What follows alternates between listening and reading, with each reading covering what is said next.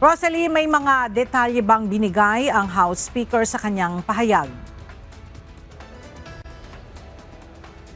Ella, talagang bumaba na ang tiwala ng publiko sa House of Representatives. Yan ang pag-amin ni House Speaker Bogie D. III nang dumalo bilang guest speaker sa flag raising ceremony ng Kamara kaninang umaga sa kauna-unahang pagkakataon mula nang maupo sa pwesto bilang pinuno ng Kamara. Inihayag din itong nakatanggap siya ng ulat na may ilang kawani umano ng House of Representatives na napipilitang magpalit o mag-alis ng uniforme dahil natatakot mapag-initan kapag nagko-commute patungo sa House of Representatives. Anya, matindi ang hamong kinakaharap ngayon ng Kamara. Pakinggan natin ang pahayag ng House Speaker. Mabigat ang hamon sa ating institusyon ang maging bawat isa sa atin.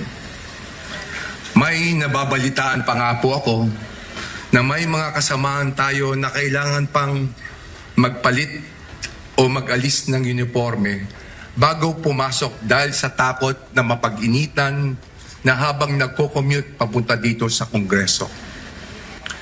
Masakit mang tanggapin, pero ito ang katotohanan. Talagang bumaba na ang tiwala ng taong bayan sa ating institusyon. Kaya naman umapela ito sa mga kasamahan sa House of Representatives na pagbutihin pa ang trabaho at ibalik ang tiwala ng publiko sa pamamagitan ng tapat na paglilingkod. Kasabay naman ito ang pagkilala sa ambag ng House employees para maipasa ang bawat panukalang batas at maisagawa ang sesyon sa plenaryo ng Kamara. Samantala, wala namang tugon si Speaker D nang tanungin kaugnay ng mungkahi ni Senator Alan Peter Cayetano na snap elections dahil sa kawalan na umano ng tiwala ng publiko sa gobyerno. Sir, ano masasabi niyo sa panukalan ng snap election? Sir, ano po?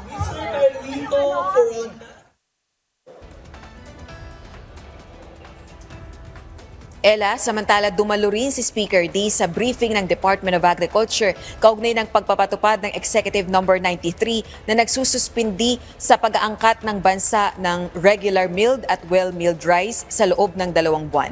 Balik sa iyo, Ella. Maraming salamat, Rosalie Coz.